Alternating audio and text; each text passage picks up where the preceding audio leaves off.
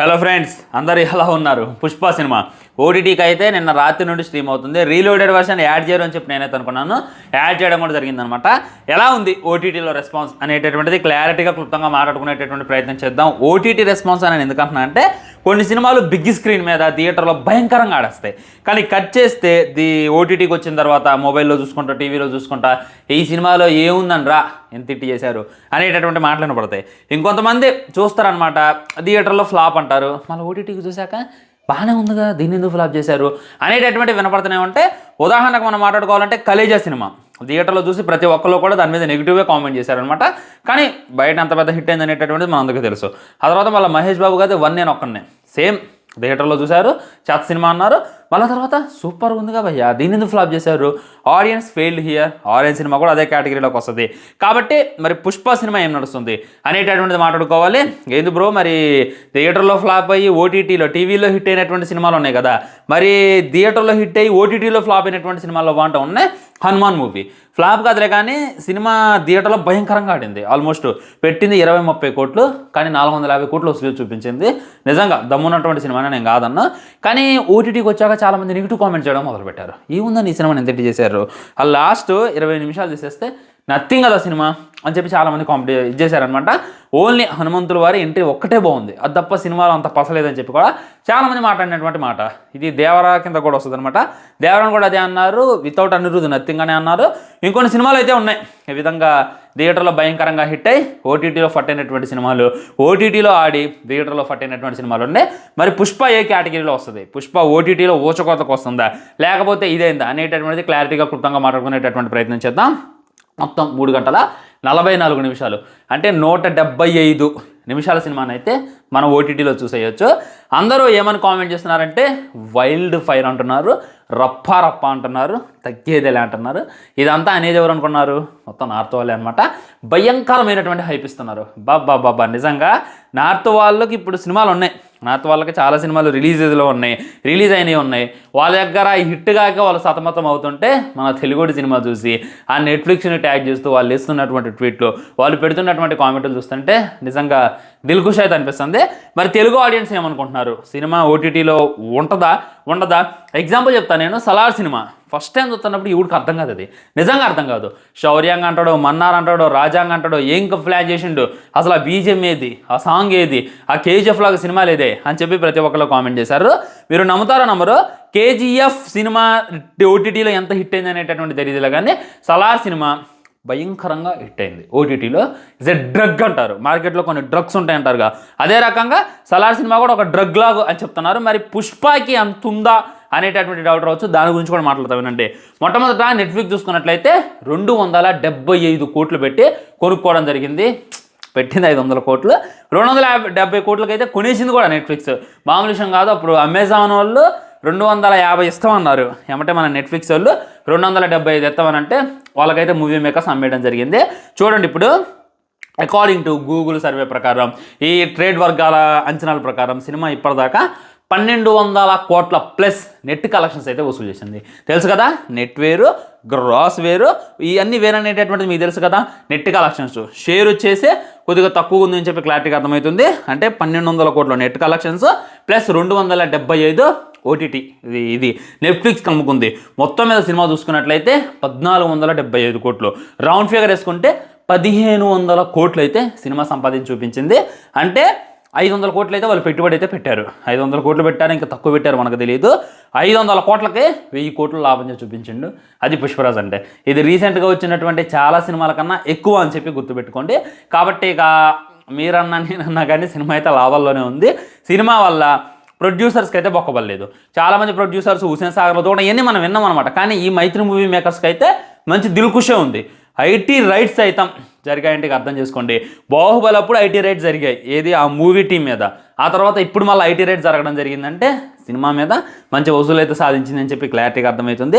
ఎవరు ఎన్నన్నా, ఎవరు ఎంత గుడిగినా సినిమా అయితే హిట్ అనేటటువంటిది గుర్తుపెట్టుకోండి. బ్లాక్ బస్టర్ అనేటటువంటిది కూడా నేనైతే చెప్తా.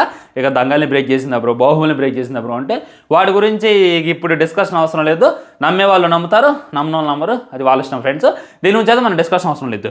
మరి ఓటీటీలో ఏ సీన్ చూసి పిచ్చెక్కిపోతున్నారు, ఏ సీన్ చూసి వాము అంటున్నారు అనేటటువంటి చెప్పాలనంటే ఖచ్చితంగా ఓటీటీలో హై రెస్పాన్స్ వస్తుంది క్లైమాక్స్ ఫైటే. అప్పటిదాకా నార్మల్గా ఉంటాడు పుష్పరాజు. ఏదైనా అంటే కొనేయడం, పోలీస్ స్టేషన్కి వెళ్తాడో తనల్ని విడిపించుకోవడానికి, వాళ్ళని కొట్టడు తిట్టడు, ఏం చేస్తాడు, డబ్బులు ఇచ్చి కొనుక్కుంటాడు, అవునా కదా. ఆ తర్వాత మన జక్కారెడ్డి వాళ్ళ జగపతి బాబు తమ్ముడి దగ్గరకు వెళ్తాడు, వాడు పెద్ద విలనే, వాడిని కొట్టడో తిట్టడు, వాడిని డబ్బులతోనే మభ్యపెడతాడు. పార్ట్ 1 అంతా కూడా డబ్బులతో మభ్యపెట్టడం. మరి బన్వర్షన్ షిక్ అవతనే ఏమైనా కొడతాడు అంటే సినిమా మొత్తం చూడండి మీరు, పార్ట్ 1 అయినా పార్ట్ 2 అయినా వాళ్ళిద్దరు ఒకళ్ళ మీద ఒకళ్ళు కనీసం చెయ్యి కూడా వేసుకోరు, ఒకళ్ళనొకళ్ళు కనీసం తన్నుకొని కూడా తన్నుకోరు. మొత్తం ఈగో క్లాష్, మొత్తం మాటల యుద్ధంతోనే అలా ముందుకు తీసుకెళ్లేటటువంటి ప్రయత్నం చేశారు. అలా తీసుకెళ్ళి నచ్చడం అనేటటువంటిదే నార్మల్ విషయం కాదు ఫ్రెండ్స్. చాలామంది కేజీఎఫ్ అది ఇది అంటారులే, కానీ కేజీఎఫ్లో ఫైట్స్ ఉంటాయి, అడుగడుగున ఫైట్స్ ఉంటాయి. అది రాని మన రాకీ బై ఏసేట మనం చూడొచ్చు, వేరే వాళ్ళని నరకడం చూడొచ్చు. కేజీఎఫ్లో అడుగడుగున ఫైట్స్ ఉంటాయి, RRRలో అడుగడుగున ఎలివేషన్ సీన్స్ ఉంటాయి, ఫైట్స్ ఉంటాయి. ఎన్టీఆర్ రామ్ చరణ్ కొట్టుకునేది ప్రతిదీ కూడా హైలైట్. ఈ ఫైట్స్ అనేటటువంటిది మెయిన్ అనమాట. సో అందరూ కూడా పుష్పలో ఎలివేషన్లు ఎక్కువ ఉన్నాయి అంటున్నారు, కానీ ఎలివేషన్ తగ్గట్టు ఫైట్స్ ఆడ ఉన్నాయి. మీరు ఫస్ట్ హాఫ్ చూడండి, ఒక్క ఫైట్ లేదు, సరైనటువంటి ఒక్క ఫైట్ ఉండదు. జపాన్ వాళ్ళతో ఉంటుంది, వాళ్ళని కూడా టింగుడు కొట్టేస్తారు అనమాట. సెకండ్ హాఫ్లో కూడా అసలు ఫైటే ఉండదు, మొత్తం ఎమోషనే, మొత్తం ఎలివేషనే, మొత్తం మాట తీరుతూనే అలా ముందుకు తీసుకెళ్తారు. అంటే యాటిట్యూడ్తో మాట్లాడతాడు, పుష్పగాడు బ్రాండ్రా అని చెప్పి యాటిట్యూడ్తో మాట్లాడతాడు. ఇలా మొత్తం ముందుకు తీసుకెళ్తాడు. క్లైమాక్స్కి వచ్చేసరికి ప్యూర్గా వేరే కేటగిరీ. అప్పుడు దాకా మనం చూసింది పుష్పరాజును ఒక ఎత్తు, కానీ అప్పుడు చూసేటటువంటి పుష్పరాజును ఒక ఎత్తు. ఆ రేణుకమ్మ తల్లి అవతారం దాకా చూపించే సినిమా ఆపినా కానీ ఇదే. కానీ ఆ తర్వాత కూడా మళ్ళీ ఇంకోసారి ఆ అవతారం వేయాలి. ఆ అవతారంలో ఆల్రెడీ మన జాతరలో ఫైట్ చూసాం, అదంత సాటిస్ఫైయింగ్ లేదు, ఇంకా నెక్స్ట్ లెవెల్ ఫైట్ పెట్టాలి అనేటటువంటి ఆలోచన సుక్కు గారు చేశారు. చూశారు, దానికైతే ఇది కావాలి. అప్పుడు దాకా నార్మల్గా ఉన్నాడు, అప్పుడు దాకా సిండికేట్ మెంబర్లో ఉన్నాడు, పూనకాలు వచ్చేస్తాయి, రాక్షసులు తనలో దూరేస్తారు అన్నట్టు నరుకుతారు. అబ్బా ఆ కాలు నరుకుడు ఏంది, ఆ చేయి నరుకుడు ఏంది, నరికిన చేతితో తగ్గేదేలే అనుకోవటం ఏంది, ఆ అమ్మాయిని ఎక్కడెక్కడైతే ముట్టుకున్నారో వాళ్ళ పార్ట్స్ నరకడం అయితే నెక్స్ట్ లెవెల్ అని చెప్తా. అసలు మనం మర్చిపోతాం అల్లు అర్జునైనా, ఇప్పటిదాకా మనం చూసింది పుష్పరాజునైనా, కొత్త అవతారం ఏమన్నా ఎత్తిండా అనేటటువంటి అయితే గుర్తొస్తుందో. దీనికి తగ్గట్టు శ్యామ్స్ కాదు, దీనికి బీజేం ఇచ్చింది డిఎస్పీ గారు. క్లైమాక్స్లో బీజేం మొత్తం కూడా డిఎస్పీ గారు ఇచ్చారనమాట.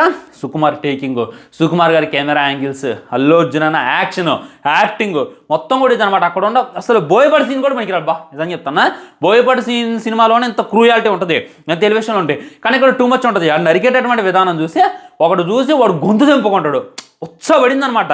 వామ్మో వీడి చేతికి నేను దొరికితే ఇక నన్ను భయంకరంగా చంపేస్తాడు వీడు అని చెప్పి వాడినోడే నరుక్కోవటం అనేటటువంటిది నెక్స్ట్ లెవెల్. ఆ తర్వాత జక్కారెడ్డి దగ్గరకు వచ్చినప్పుడు జక్కారెడ్డిని వదిలేసిండ్రా అమ్మాయ అని చెప్పనుకుంటాం, కానీ ఏదో వెలితి అట్టెట్టు వదిలేసిండ్రా.